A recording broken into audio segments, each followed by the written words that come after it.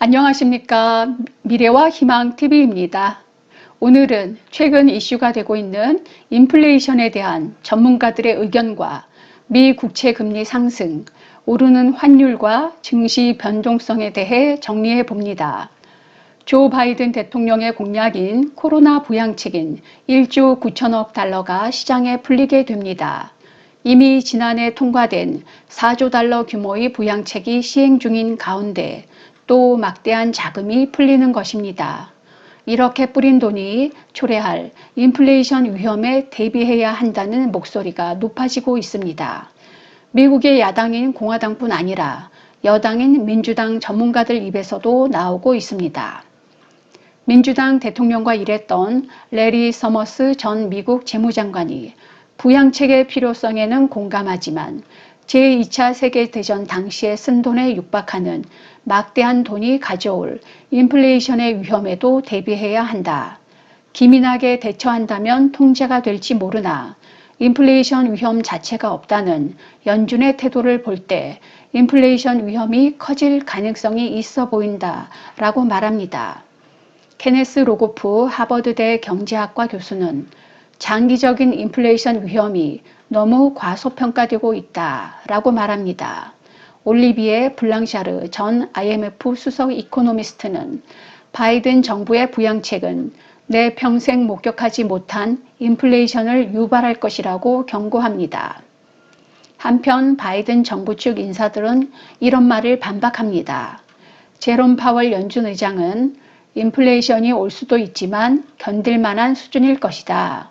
제닛 옐런 재무장관은 경기 회복 기대감 때문이지 인플레이션 우려 탓은 아니다라고 말합니다. 이런 인플레이션 논쟁 가운데 물가와 함께 상승하는 미 국채 금리가 가파르게 올라 코로나 이전 수준으로 돌아갔습니다. 원자재, 곡물 가격 상승, 유가 상승이 인플레이션 우려를 키우고 있습니다. 시장은 인플레이션 발생이 가능하다는 쪽으로 기울고 있는 듯 합니다. 인플레이션 우려가 커지면서 달러 가치는 상승하고 원화 가치는 하락하고 있습니다. 원달러 환율이 1월 초 1,080원대까지 내려갔다가 1,140원대까지 올라왔습니다. 2월 들어 미 국채 금리가 가파르게 오르면서 증시도 요동치고 있습니다. 금리가 오르면 대표적 안전자산인 미 국채에 대한 선호도가 높아지고 신흥국에선 자금 유출이 이어질 것이란 우려가 커지고 있습니다. 우리나라에서는 원달러 환율이 미국 시장 금리 오름세와 외국인 국내 증시 이탈 등이 겹치면서 환율이 뛰었습니다. 1,150원에서 길게는 1,170원까지 오를 것이라고 합니다. 주식 투자자의 관심은 미국 국채 금리의 움직임에 따라 출렁이고 있습니다. 금리가 급등하며 주식시장에 충격을 주어 주가가 많이 빠지며 개인들이 고통을 받고 있습니다. 미래 가치를 선반영하고 급등한 성장주를 중심으로 더 많이 빠져서 미국에서는 대형 기술주 중심의 나스닥이 큰 조정을 받았습니다. 국내에서도 배터리 바이오 플랫폼주의 조정으로 이어지고 있습니다. 지난해에는 유동성 장세의 상승을 주도했던 주식들입니다. 대표적 성장주인 테슬라의 큰 폭 하락과 애플, 엔비디아, 중국의 대표 성장주인 알리바바, 텐센트의 하락률은 10에서 20%에 이릅니다. 미래 4차 산업과 혁신 산업에 투자하는 아크 인베스트의 투자 주식들은 더 큰 폭으로 하락했습니다. 국내 증시도 당분간 변동성이 높아질 것으로 보일 전망입니다. 원달러 환율이 상승하고 있어 국내 증시에 불리한 환경이 만들어지고 있기 때문입니다. 17일 미국 연방공개시장위원회에서 금리 상승세를 진정시키는 발언이 나오는지 살펴야 합니다. 다음 달 시작되는 1분기 실적 발표에서 금리 상승을 이겨낼 만큼의 실적이 나오면 성장주가 다시 오를 수 있는 계기가 될 것으로 보입니다. 성장주가 하락하는 것은 금리가 오르고 있기 때문입니다. 성장주는 당장의 실적보다는 미래 가치를 반영한 것입니다.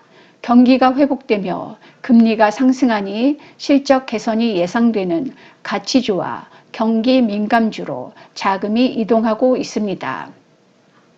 글로벌 금리 상승의 배경엔 경기 회복을 반영한 것이지만 금리 상승 속도가 가파른 것이 문제가 되고 있습니다. 미 국채 10년물 금리가 2월 1일 1.077%이던 것이 1.6%까지 급등했습니다.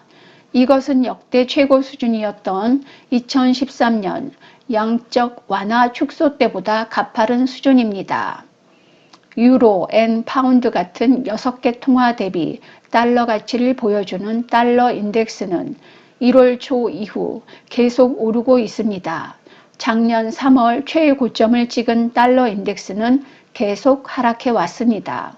미국 정부가 국채를 대량 발행하고 패드 역시 적극적인 통화 완화 정책을 펴왔기 때문입니다. 최근 미 의회가 1조 9천억 달러 추가 부양책을 의결했는데도 불구하고 달러 가치가 뛰고 있습니다. 시장에 달러가 많이 풀리면 달러 가치가 약세를 보이는 것이 당연한데 말이죠. 달러 가치가 오르는 것이 미 경제 회복 속도가 빨라졌기 때문으로 보입니다. 미국의 백신 접종이 광범위하게 진행되고 무엇보다 고용 지표가 좋아지고 있습니다. 유럽이나 일본 다른 경제권보다 빨리 정상화할 가능성이 높아졌습니다. 미 국채 수익률이 상승하면서 글로벌 자본이 미국 시장으로 유입되고 있습니다. 미 국채 금리가 상승하면 달러 수요가 더 확대될 가능성이 높다고 합니다. 미 정부는 달러 강세에 대해 미국 상무장관이 달러 강세는 미국 경제에 좋다고 말했으며 시장에 개입하지 않을 것으로 보입니다. 우리나라 쪽 의견을 보면은 김용범 기획재정부 1차관은 감염병으로 급격히 위축됐던 경제활동이 재개되면서 인플레이션이 제기되고 있다. 위험 기피에 따른 자산 가격 조정, 신흥국으로부터 외국인 투자금 유출 등 불안정한 흐름이 나타날 수 있다고 말합니다. KTB 투자증권 김한진 연구원은 통화량 증가에 경기 회복이 겹치면서 하반기 물가 상승 압력이 높아지고 있는 것은 사실이며 인플레이션은 금리를 끌어올리는 요인이어서 막대한 부채를 안은 정부와 저금리에 의존해온 민간의 투자에 부정적인 영향을 끼칠 수 있다고 말합니다. 한편 박승 전 한국은행 총재는 국제 유가를 비롯한 원자재 가격이 오른 데다 경기가 개선되면서 일시적으로 물가가 뛰고 있다. 고용 없는 회복세가 완연해 인플레이션 우려는 크지 않다. 적절한 상황에서 유동성을 조절해야 한다고 말합니다. 경제계 전문가들의 의견을 종합해서 최근 달아오르는 인플레이션 논쟁과 우리에게 끼칠 영향에 대해 정리해 봤습니다. 도움이 되셨길 바랍니다. 시청해 주신 여러분 감사합니다.